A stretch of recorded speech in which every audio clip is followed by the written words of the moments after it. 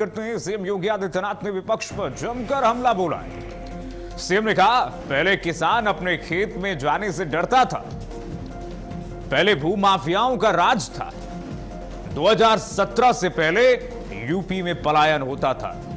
मुख्यमंत्री योगी आदित्यनाथ ने कहा कि पहले भूमाफियाओं का राज था पूरे उत्तर प्रदेश में, जहां देखिए वहां भूमाफिया। 2017 से पहले यूपी में पलायन होता था, चाहे मुजफ्फरपुर हो, चाहे संवेदनशील क्षेत्र हो, वहां से लोग पलायन कर जाते थे। नौजवानों के सामने रोजगार का संकट था, बेटियां असुरक्षित थी। मुख्यमंत्री ने हर पहलू पर विपक्ष पर जमकर हमला बोला है। सीएम योगी आदित्यनाथ ने एक के बाद एक जमकर निशाना साधा है समाजवादी पार्टी पूर्ववर्ती सरकारों में। उत्तर प्रदेश में किस तरह से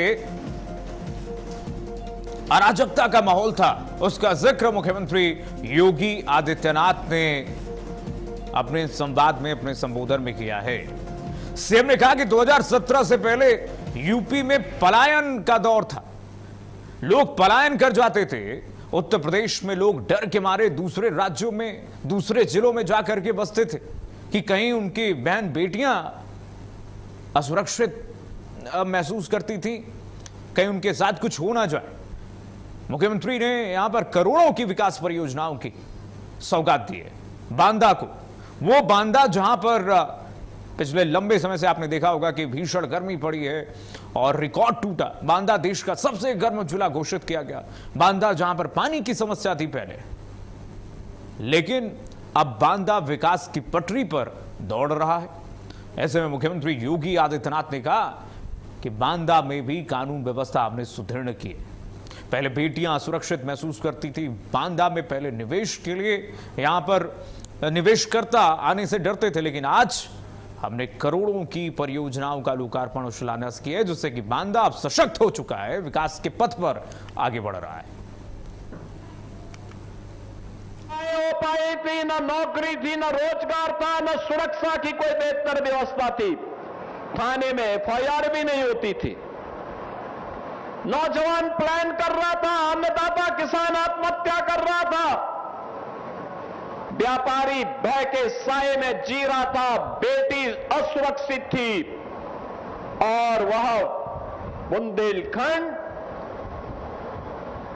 अपने अस्तित्व के लिए जूझ रहा।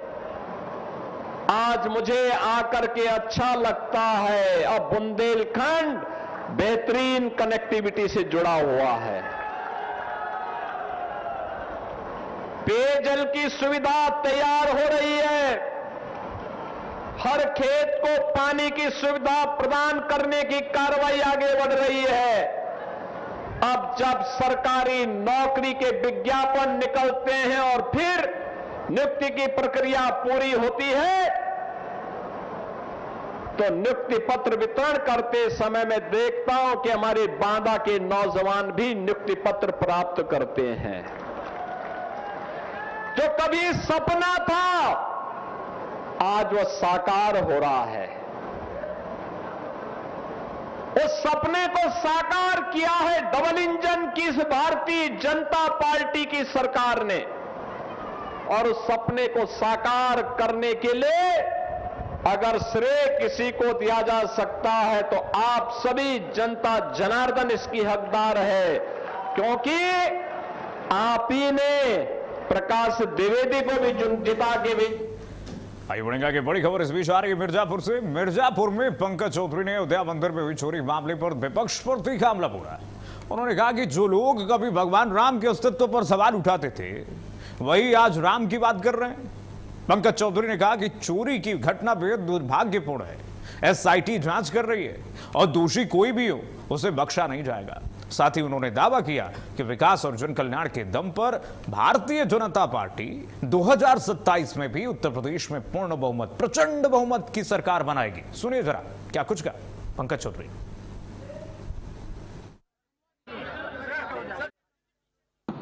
देखिए, अखिलेश यादव क्या बोलते हैं, राहुल गांधी क्या बोलते हैं, ये उनका विषय।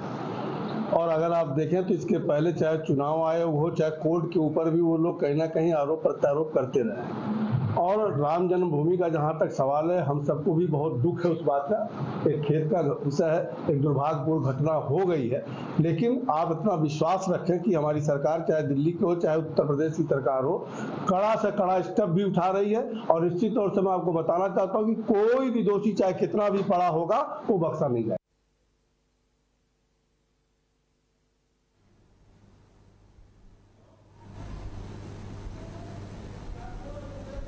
आइए बढ़ते आगे। लखनऊ में स्वतंत्र प्रभार मंत्री धर्मवीर प्रजापति ने प्रमुख सचिव राजेश सिंह और कमांडेंट जनरल डीके ठाकुर के साथ होमगार्ड्स विभाग की समीक्षा बैठक की है। बैठक में विभाग को सुदृढ़ बनाने को लेकर के कई महत्वपूर्ण निर्देश दिए गए हैं। मंत्री ने 1 करोड़ 18 लाख होमगार्ड जवानों के लिए 5 लाख रुपए तक की कैशलेस चिकित्सा सुविधा को प्रभावी तरीके से लागू करने के निर्देश भी दिए। उन्होंने जवानों की सुविधाओं और विभागीय व्यवस्थाओं को बेहतर बनाने पर भी जोर दिया है। ये देखिए जरा तस्वीरें आपको दिखाते हैं। होमगार्ड मंत्री धर्मवीर प्रजापति ने समीक्षा बैठक की है और उसमें उन्होंने सभी अधिकारियों से बातचीत की है और होमगार्ड जवानों को बेहतर सुविधा मिल सके उस पर उन्होंने जोर दिया। उन्होंने सभी उच्चाधिकारियों से, होमगार्ड विभाग के सभी अधिकारियों से बैठक करके विस्तृत एसओपी पर बातचीत की है कि क्या किस तरह से होमगार्ड जवानों के कल्याण, उनके परिवार के कल्याण के लिए क्या कुछ किए जा रहे हैं, क्या योजनाएं बनी हैं, धरातल पर उतरी है, वो परिवार होमगार्ड विभाग के कर्मचारियों को मिल रही हैं या नहीं। इन सब पर समीक्षा बैठक की है होमगार्ड मंत्री धर्मवीर प्रजापति ने। आइए बढ़ेंगे आगे। रामपुर के फिजिकल ग्राउंड में मुख्यमंत्री सामूहिक विवाह कार्यक्रम का आयोजन किया गया, जिसमें करीब 1200 से अधिक जोड़ों का विवाह संपन्न हुआ। समारोह में हिंदू और मुस्लिम समाज के जोड़ों ने रीति रिवाज के साथ नई जिंदगी की शुरुआत की है। कार्यक्रम में जिलाधिकारी अजय कुमार द्विवेदी, पुलिस अधीक्षक सोमेंद्र मीना समेत कई जनप्रतिनिधि और अधिकारी मौजूद रहे। अधिकारियों ने नवविवाहित जोड़ों को आशीर्वाद दिया और सरकार की ओर से मिलने वाला अनुदान भी प्रदान किया गया। सुरक्षा व्यवस्था के लिए पुलिस बल तैनात रहा और यातायात को लेकर के रूट डाइवर्जन भी किया गया।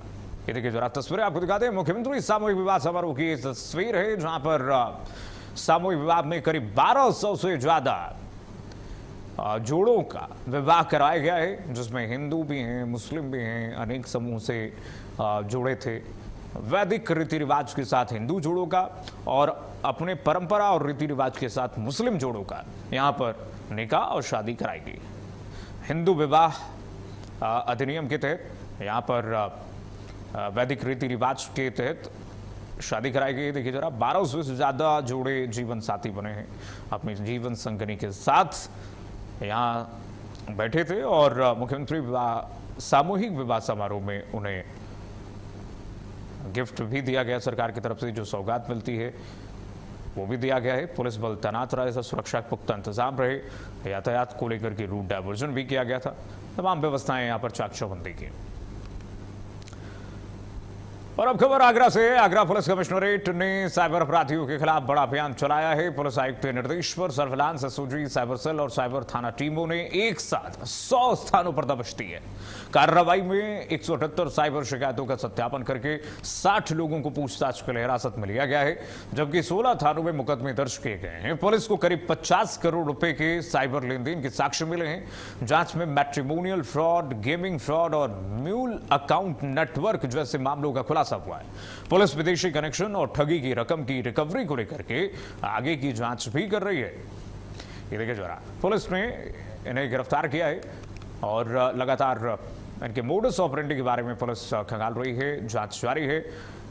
इनके कनेक्शन के बारे में पुलिस लगातार जांच कर रही है। साइबर अपराधियों पर पुलिस ने शिकंजा कसा है। करीब 100 ठिकानों पर एक साथ छापेमारी की गई है। 50 करोड़ रुपए के साइबर फ्रॉड का खुलासा। आप समझ सकते हैं कि कितनी बड़ी रकम है। 50 करोड़ रुपए, इससे भी ज्यादा हो सकते हैं, लेकिन अब गहनता से, अब जांच सघनता से चल रही है। इस मामले में म्यूल अकाउंट नेटवर्क का भंडाफोड़ हुआ है। साइबर अपराध से संबंधित शिकायतें हैं। लगभग ऐसी 178 शिकायतों को चिन्हित किया और उनका सत्यापन कर लगभग 100 जगह एक साथ दबिश दी गई, जिसमें लगभग 60 लोगों को पूछताछ हेतु थाने में अभिरक्षा में लिया गया है। इसमें कुल 16 थानों में मुकदमे पंजीकृत किए गए हैं और ये जो शिकायतें हैं जिनके क्रम में मुकदमे पंजीकृत के हैं वो 13 राज्यों से संबंधित है। अगर मैं इसमें साइबर ठगी की बात करूं तो जो अमाउंट इन साइबर कंप्लेंट के साक्ष्य है वो लगभग 50 करोड़ का है।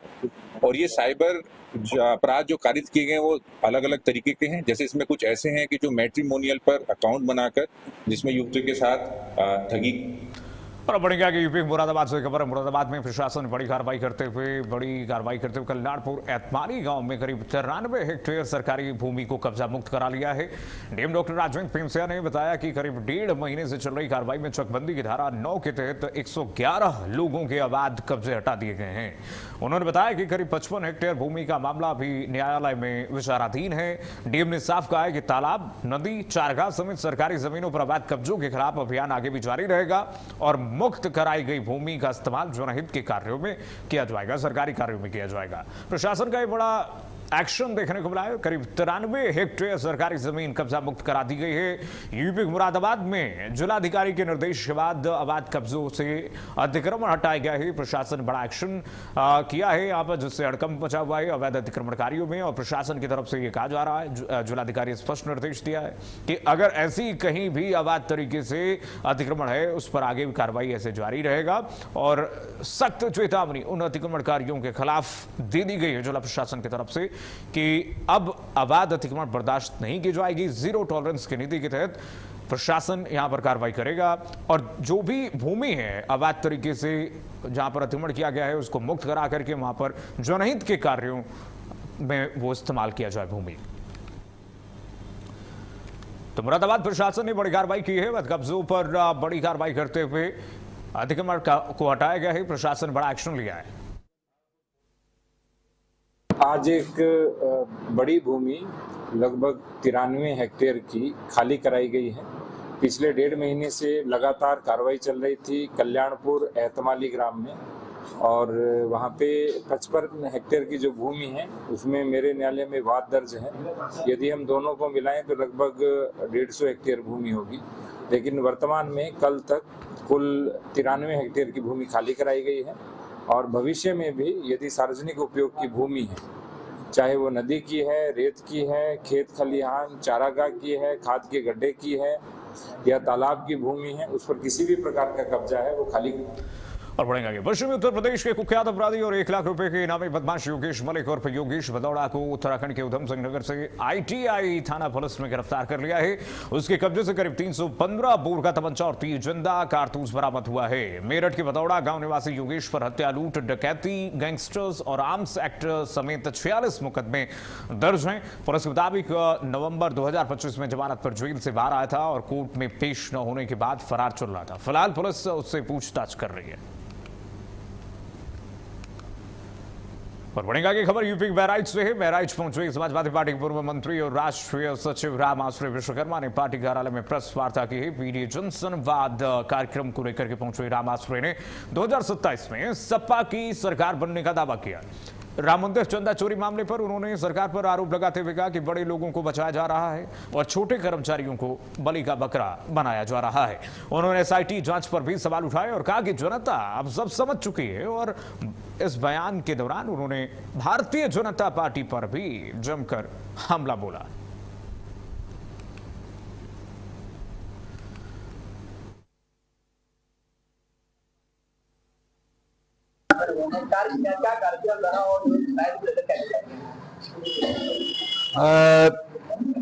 जनपद बहराइच में विधानसभा स्तर पर हमारा पीडीए संवाद भी है और जनता से और कार्यकर्ताओं से सभी से मिलने का काम कर रहे हैं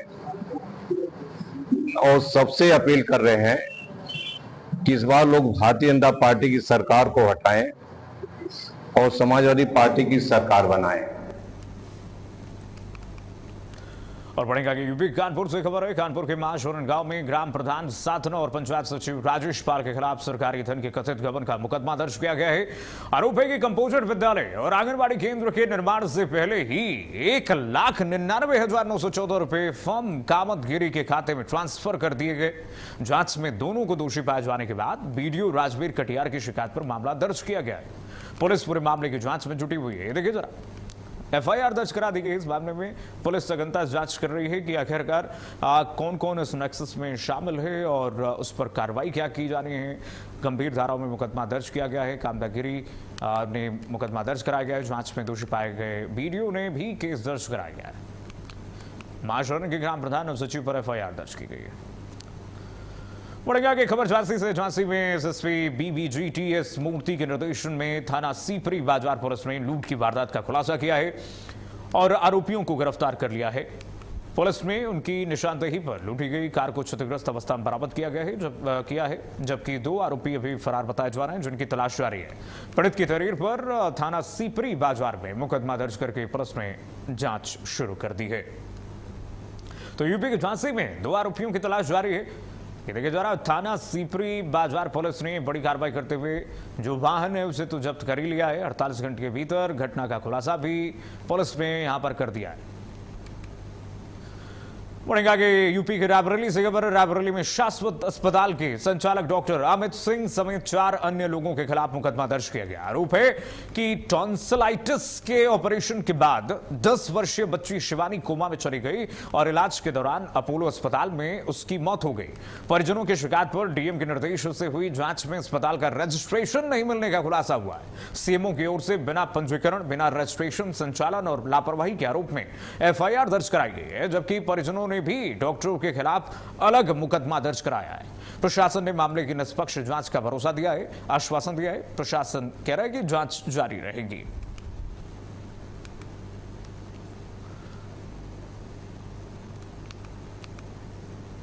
तो ऑपरेशन के बाद 10 वर्षीय बच्ची की मौत के बाद बवाल बढ़ गया है। रायबरेली में बिना रजिस्ट्रेशन अस्पताल चलाने का आरोप है। एक 10 वर्ष की बच्ची थी जिससे ऑपरेशन के दौरान जिसकी उसके बाद जाकर अग्रिम चिकित्सा में उसकी दुर्भाग्यपूर्ण देहांत हो गया। उसमें ये है कि उसमें मुकदमा लिखा गया है संबंधित अस्पताल और डॉक्टर के संचालक के विरुद्ध।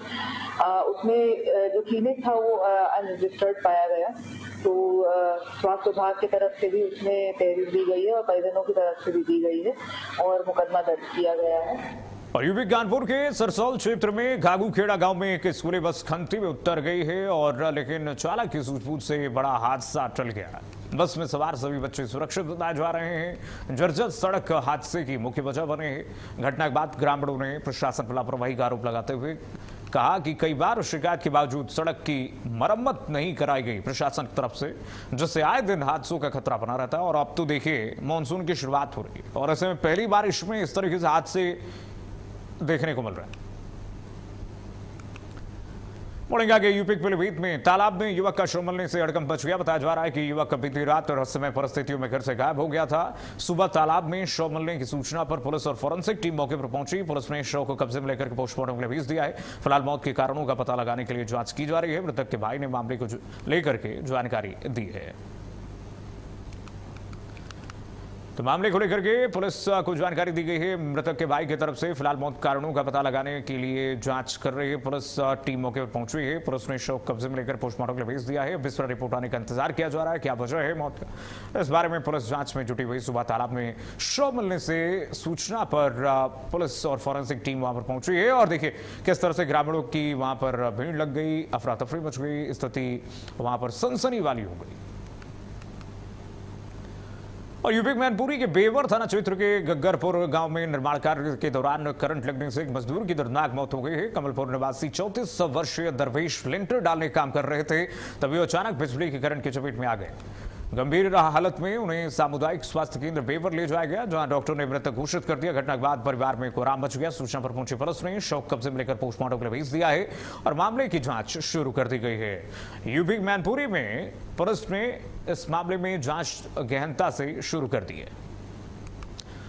और अब खबर यूपी मैनपुरी से ही है। मैनपुरी में कथित झोलाछाप डॉक्टर के इलाज के बाद 8 वर्षीय मासूम की मौत से हड़कंप मच गया। परिजनों ने क्लिनिक के बाहर शव रख करके जमकर प्रदर्शन किया है। पुलिस ने आरोपी को हिरासत में ले लिया है, जबकि स्वास्थ्य विभाग ने जांच में मेडिकल डिग्री न मिलने पर क्लिनिक को सील कर दिया है। परिजनों का आरोप है कि गलत इलाज और दवाइयों की अधिक मात्रा से बच्चे की हालत बिगड़ी और अस्पताल ले जाते समय उसकी मौत हो गई। पुलिस ने शव पोस्टमार्टम के लिए भेज दिया है और मामले की जांच जारी है।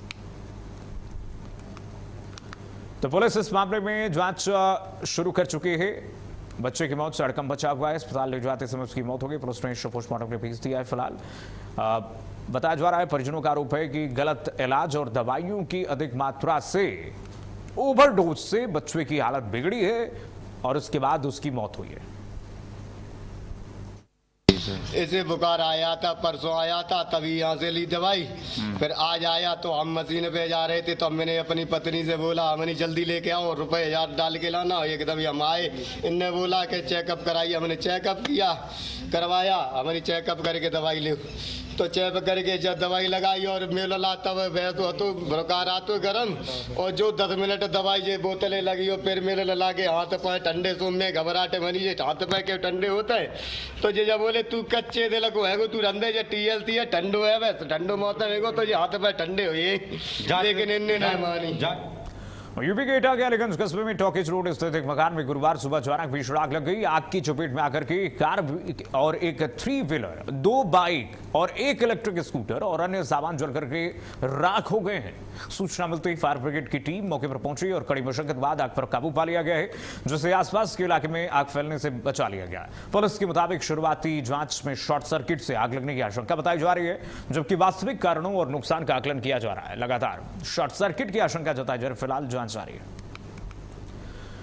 और खबर यूपी मेरठ से। मेरठ में मानसून पूरी तरह से सक्रिय हो चुका है और लगातार तीसरे दिन हो रही मूसलाधार बारिश में जनजीवन प्रभावित कर दिया है। तापमान में करीब 10 डिग्री की गिरावट से लोगों को गर्मी से राहत तो जरूर मिली है, लेकिन शहर से लेकर के देहात तक सड़कें जलमग्न हो गई हैं, नाले उफान पर हैं और कई इलाकों में बिजली आपूर्ति भी बाधित है।